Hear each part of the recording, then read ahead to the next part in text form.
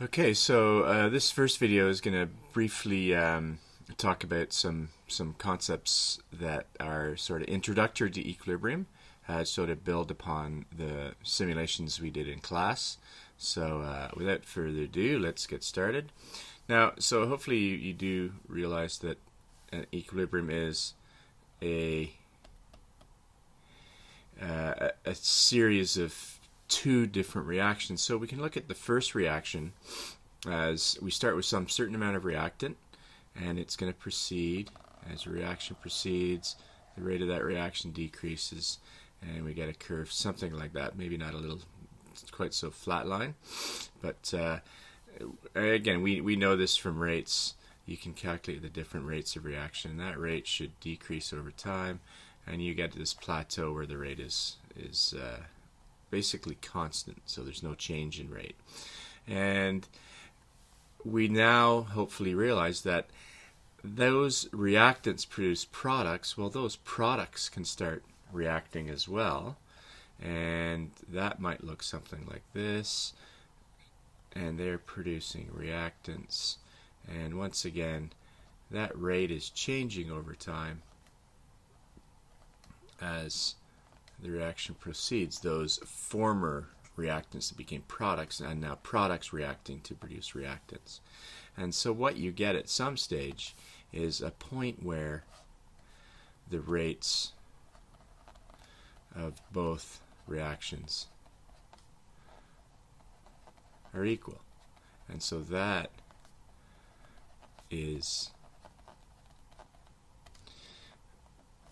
are not equilibrium, are equal.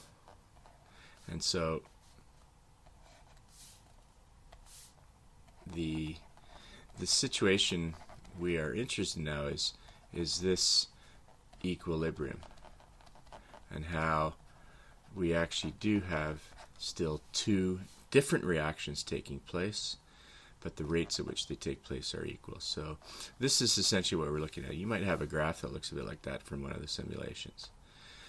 So to illustrate this, we use this double arrow. So when you see that double arrow now, you must realize it's an equilibrium situation. So the double arrow tells us we have a reversible reaction.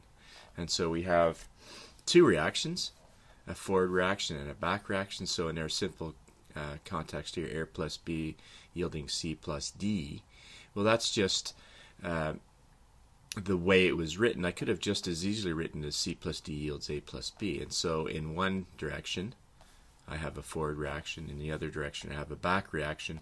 But for all intents and purposes, it doesn't matter which way you write this. You could still write it C plus D. It just becomes a forward reaction. But what we have is two reactions. What's important here is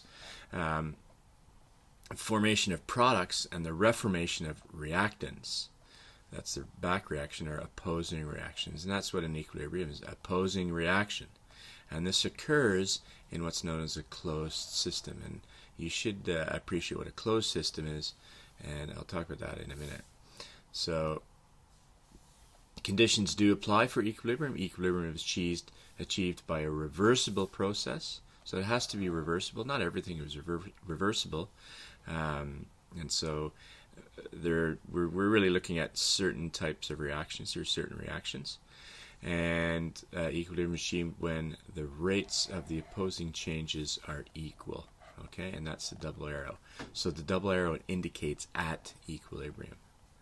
For a system of equilibrium, the observable or macroscopic properties are constant, and you do not see a change there. So the macroscopic properties we might look for are things like color change, a pressure change, or a concentration. And if we can observe or measure those, we would see that there would be changes taking place until the system reaches equilibrium. But at equilibrium, there are no changes. So those two conditions I've just mentioned are summaries of saying you have a dynamic equilibrium that involves changes at the molecular level, right? Changes at molecular level are two reactions opposing one another, but no changes at the macroscopic level. And so one of the common misconceptions in equilibrium is that the reaction is stopped.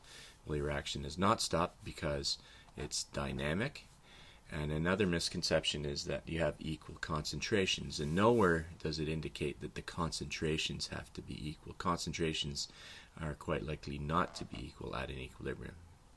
So achieving a constant or equal concentration is not a component of equilibrium, but achieving no changes in concentration, as I've indicated here, is a factor of equilibrium.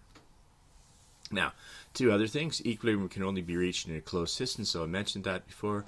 And what's a closed system? The system does not allow for the input or removal of any component of the equilibrium system, so that would include energy.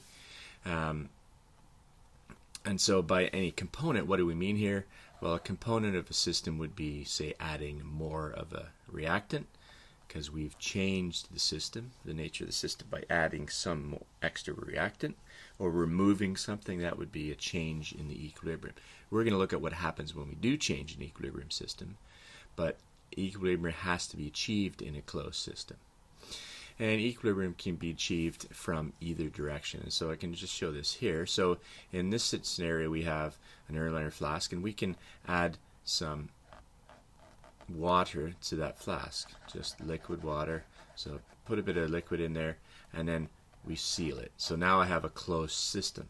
And so over some period of time, I'm going to have that water, but I'm also going to have some water vapor. So the water evaporates, and I get some water vapor.